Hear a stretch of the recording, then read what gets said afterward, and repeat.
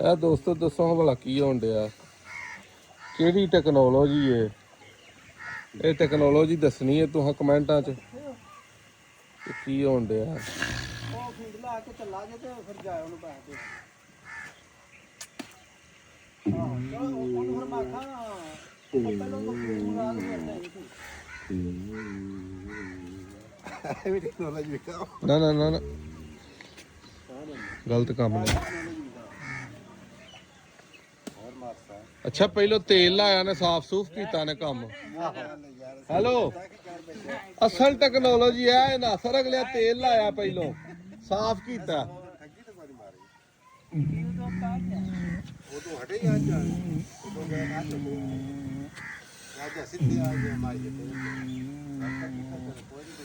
ਭਰਾ ਤੋਂ ਲਾਇਆ ਉਹਨੂੰ ਪਾਸੇ ਤੇ ਆਇਆ ਬਸ ਸਾਨ ਖੁਦਾ ਦੇ ਤਰੇ ਨਾਲ ਤਾਂ ਹੁੰਦਾ ਹੀ ਨਹੀਂ ਆਹੋ ਤੇ ਉਹ ਤਾਂ